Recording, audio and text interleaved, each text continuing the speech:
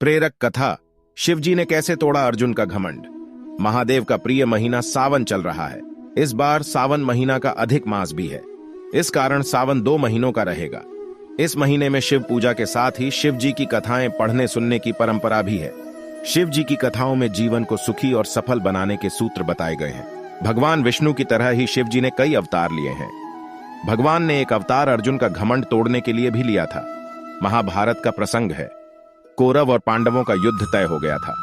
दोनों ही पक्ष युद्ध की तैयारियां कर रहे थे। उस समय अर्जुन ने एक पर्वत पर देवराज इंद्र से दिव्यास्त्र पाने के लिए तप किया। देवराज इंद्र प्रकट हुए और उन्होंने से कहा कि मुझसे दिव्यास्त्र लेने से पहले तुम्हें शिव जी को प्रसन्न करना होगा। इंद्रदेव की बात मानकर अर्जुन ने शिव जी को प्रसन्न करने के लिए तप शुरू कर दिया। जिस जगह अर्जुन तप कर रहे थे वहां एक दिन एक जंगली सुअर आ गया। दरअसल वह सुअर एक मायावी दैत्य था जो अर्जुन को मारना चाहता था। अर्जुन ने जैसे ही जंगली सुअर को देखा, उन्होंने अपने धनुष पर बाण चढ़ा लिया। अर्जुन उस सुअर को तीर मारने ही वाले थे, तभी वहां किरात वनवासी पहुंच गया। किरात वनवासी कोई और नहीं बल्कि शिवजी ही थे, जो वेश बदलकर आए थे। इस बात से अर्जुन अनजान थे। वनवासी ने अर्जुन को बाण चलाने से रोक दिया और कहा कि यह मेरा शिकार है। यह बात सुनने के बाद भी अर्जुन ने तीर सुअर की ओर छोड़ दिया। वनवासी ने भी उसी समय बाण छोड़ दिया।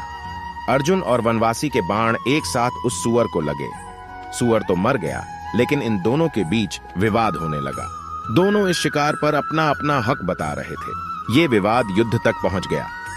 अर्जुन ने उस वनवासी को पराजित करने की बहुत कोशिशें की, लेकिन उन्हें सफलता नहीं मिली। युद्ध के बीच में वनवासी का एक बाण अर्जुन को लग गया। उस समय अर्जुन को समझ आ गया कि यह कोई सामान्य योद्धा नहीं है। इसके बाद अर्जुन ने कुछ देर के लिए युद्ध रोका और मिट्टी के एक शिवलिंग की पूजा की।